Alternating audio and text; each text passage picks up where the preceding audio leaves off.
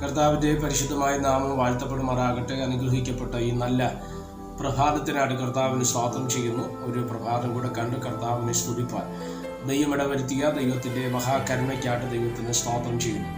വളരെ അനുഗ്രഹീതമായ ഒരു പ്രഭാതം കൂടെ ദൈവം നമുക്ക് ദാനമായി നൽകിയതിനെ ഓർത്ത് ദൈവത്തിന് സ്തോത്രം ചെയ്യുകയാണ്. യാക്കോബിന്റെ ലേഖനം 5-ാം അധ്യായം അതിൻ്റെ 17-18 വാക്യങ്ങൾ. ഏലിയാവ് നമുക്ക് സമസ്വഭാവമുള്ള മനുഷ്യൻ ആയിരുന്നു. മഴ പെയ്യാതിരിക്കേണ്ടതിന് അവൻ പ്രാർത്ഥനയിൽ അപേക്ഷിച്ചു. 3 സംവത്സരവും 6 മാസവും ദേശത്തിന്റെ മഴ പെയ്തില്ല. അവൻ വീണ്ടും പ്രാർത്ഥിച്ചപ്പോൾ ആകാശത്തുനിന്ന് മഴ പെയ്തു ഭൂമിയിൽ ധാന്യം വിളഞ്ഞു. ഏലിയാവ് എന്ന ദൈവമനുഷ്യനെ കുറിച്ച് പറയുന്ന ഒരു വാചകം, എന്നാൽ നമ്മളുമായിട്ട് അതിനെ താരതമ്യപ്പെടുത്തുകയാണ്. എന്താണ് ഇവിടെ പറയുന്നത്? ഏലിയാവ് നമുക്ക് സമസ്വഭാവമുള്ള മനുഷ്യൻ ആയിരുന്നു. നമ്മെ പോലെ ഒരുവനായിരുന്നു ഏലിയാവ്, അല്ലേ? അസാധാരണമായതൊന്നും ഏലിയാവിന്റെ സൃഷ്ടിയിലില്ല. സ്തോത്രം. അവൻ സാധാരണ നമ്മളെപ്പോലെ തന്നെ ഒരു മനുഷ്യനായിരുന്നു. എന്നാൽ അസാധാരണമായ പ്രവൃത്തികൾ, സ്തോത്രം, ദൈവം ഏലിയാവിലൂടെ വെളിപ്പെടുത്തിയതായിട്ട് നമ്മൾ വായിക്കുന്നത്. ഏലിയാവിന്റെ ശുശ്രൂഷ കാലയളവുകൾക്കകത്ത് ഏറ്റവും ശ്രദ്ധയോടെ കണ്ടൊരു മേഖലയാണ് മഴ പെയ്യാതിരിക്കേണ്ടതിന് ഏലിയാവ് പ്രാർത്ഥിച്ചൊരു കാര്യം, അല്ലേ? 1 രാജാക്കന്മാരുടെ പുസ്തകം 18-ാം അധ്യായത്തിലേക്ക് വരുമ്പോഴാണ് സ്തോത്രം ഏലിയാവിന്റെ എൻട്രൻസ് നമുക്ക് മനസ്സിലാക്കുവാൻ തക്കവണ്ണം കഴിയുന്നത്. ഏലിയാവ് സ്തോത്രം തിശ്ബനായ ഏലിയാവ് എന്ന് പറഞ്ഞുകൊണ്ട് ആരംഭിക്കുന്ന ഭാഗം അഹാബ് എന്ന രാജാവിന്റെ അടുക്കൽ വന്നിട്ട് അധികാരത്തിന്റെ ഒരു വാക്ക് സ്തോത്രം ഏലിയാവ് പറയപ്പെടുന്നുണ്ട്, അല്ലേ? ഏലിയാവ് എന്താ പറഞ്ഞത്? ഞാൻ പറഞ്ഞിട്ടല്ലാതെ ഈ ആണ്ടുകളിൽ മഴയും മഞ്ഞും ഉണ്ടാകത്തില്ല. ഇസ്രായേൽ ജനം പാപത്തിന്റെ അടിവാരത്തിലേക്ക് പൊയ്ക്കൊണ്ടിരിക്കുന്ന ഒരു സമയം, വിഗ്രഹാരാധനയിലേക്ക് ഇസ്രായേൽ ജനം വഴിമാറിയിരിക്കുന്ന ഒരു സമയം. ഇവരെ തിരികെ ദൈവത്തിങ്കലേക്ക് അടുപ്പിക്കാൻ അന്ന് ദൈവം കണ്ടൊരു മാർഗമാണ് സ്തോത്രം, അല്ലെങ്കിൽ ആകാശത്തിന്റെ കിളിവാതിലുകളെ അടച്ച്, അല്ലെ സ്തോത്രം, അതുപോലെ ഭൂമിയുടെ ഉറവകളെ അടച്ച് മഴ പെയ്യാതിരിക്കുക എന്നുള്ളത്. സ്തോത്രം. ഏലിയാവ് വെറുതെ വന്ന് പറഞ്ഞതല്ല. ഇസ്രായേൽ ജനത്തെ ദൈവത്തിങ്കിലേക്ക് തിരിച്ചു തന്നെ ആകണം. അതുകൊണ്ട് തന്നെ ദൈവത്തിന് അത് ചെയ്യാൻ പറ്റുന്ന ഒരു കാര്യം ഏലിയാവ് എന്ന അഭിഷക്തനെ ദൈവം അവിടെ ഉപയോഗിച്ചു എന്നുള്ളതാണ്, അല്ലേ?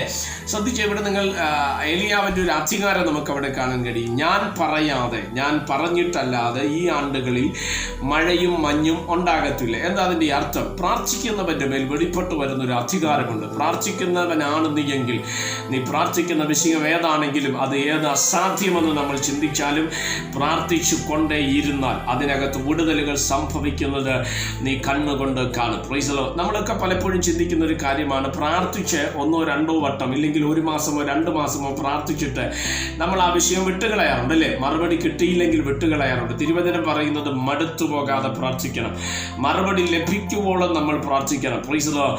അല്ല സ്തോത്രം, ഒരു റിയാക്ഷൻ, ഒരു പ്രക്രിയ, ഒരു പ്രതിഫലം ലഭ്യമാകുന്നത് വരെ മുട്ടിക്കൊണ്ടിരിക്കണം. അതാണ് ദൈവം നമ്മെക്കുറിച്ച്. ഒരുപക്ഷെ രോഗമായിരിക്കാം, പൈശാചിക പോരാട്ടമായിരിക്കാം, മാനസിക തലത്തിൽ നിന്ന് വരുന്ന പ്രതിസന്ധികളായിരിക്കാം, പക്ഷെ പ്രാർത്ഥിച്ചു കൊണ്ടേ ഇരിക്കുക. ദൈവത്തിന്റെ കരം നിനക്ക് വേണ്ടി ചലിക്കപ്പെടുന്നത് കാണുവാൻ തക്കവണ്ണം ഇടയായി തീരും. അല്ലെ സ്തോത്രം. പ്രാർത്ഥിക്കുന്ന ആ വിഷയത്തിനകത്തൊരു ദൈവിക പ്രവൃത്തി വെളിപ്പെട്ട് വരണമെങ്കിൽ പ്രാർത്ഥിക്കുന്നവൻ ദൈവ ഹിതത്തിനകത്ത് നിൽക്കുന്നവനും കൂടെ ആയിരിക്കണം. ഇല്ലെങ്കിൽ ദൈവം നമ്മളെ ആക്കി വെച്ചിരിക്കുന്ന റൂട്ടിനകത്ത് നമ്മൾ നിന്നെങ്കിൽ അല്ല സ്തോത്രം, ഹല്ലേലൂയ, പ്രാർത്ഥിക്കുന്ന വിഷയത്തിനകത്ത് വിടുതൽ വെളിപ്പെടുകയുള്ളൂ.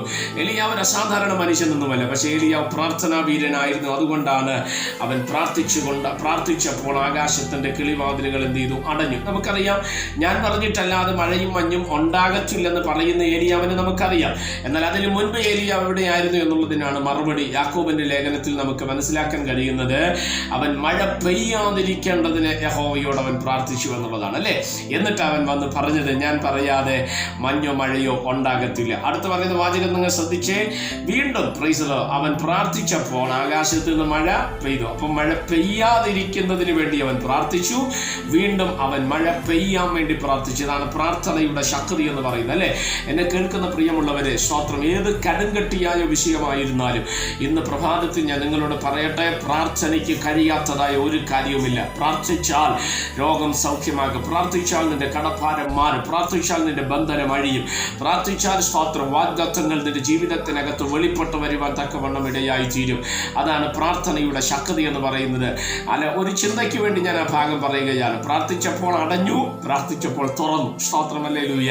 അതിന്റെ ആഴം അത് തന്നെയാണ്, അല്ലേ? സ്തോത്രം. ഇതാണ് പ്രാർത്ഥനയുടെ പ്രവൃത്തി എന്ന് പറയുന്നത്. അതുകൊണ്ട് ഞാൻ നിങ്ങളോട് വ്യക്തമായ ആത്മാവിൽ കൈമാറുകയാണ്. പ്രാർത്ഥിക്കുക, പ്രാർത്ഥിച്ചുകൊണ്ടേയിരിക്കുക, വിടുതൽ ലഭിക്കുവോളം പ്രാർത്ഥിക്കുക. പ്രാർത്ഥിക്കുക, മറുപടി കിട്ടുവോളം പ്രാർത്ഥിക്കുക. ദൈവത്തിൻ്റെ മഹത്വം വെളിപ്പെട്ടു വരുന്നത് നിനക്ക് കാണുവാൻ തക്കവണ്ണം ഇടവരും. പ്രാർത്ഥിക്കാം. പരിശുദ്ധനായ ദൈവമേ, സ്വർഗീയ നല്ല പിതാവേ, ഈ സന്ദേശത്തിനാണ് നന്ദിയോടെ സ്തോത്രം ചെയ്യുന്ന ഈ സന്ദേശം കേൾക്കുന്ന എല്ലാ പ്രിയപ്പെട്ടവരെയും തൃക്കരങ്ങൾ തരികയാണ്. അവിടെ നിന്ന് ചരകടിയിൽ മറയ്ക്കണമേ. കർത്താവിൻ്റെ മഹത്വം അനുകൂലമായി വെളിപ്പെട്ടു വരുവാൻ ദൈവത്തിൻ്റെ ആത്മാവ് ഇടവരുത്തേണ്ടതിനായിട്ട് ഞങ്ങൾ ദൈവത്തോട് പ്രാർത്ഥിക്കുന്ന. ഈ സന്ദേശം കേൾക്കുന്നവരുടെ ജീവിതത്തിനകത്ത് ദൈവം വലിയ അത്ഭുതങ്ങളെ കർത്താവ് ചെയ്യേണ്ടതിനായി പ്രാർത്ഥിക്കുന്നു. അഭിഷേകവും ദൈവകൃപയും ആത്മശക്തിയും ഈ വിഷയങ്ങളിലൂടെ വെളിപ്പെട്ടു വരുവാൻ ദൈവം ഇടവരുത്തും. മഹത്വം അങ്ങേക്ക് യേശു കർത്താവിൻ്റെ നാമത്തിൽ തന്നെ. ആമേൻ. എല്ലാവരെയും ദൈവം അനുഗ്രഹിക്കട്ടെ. God bless you.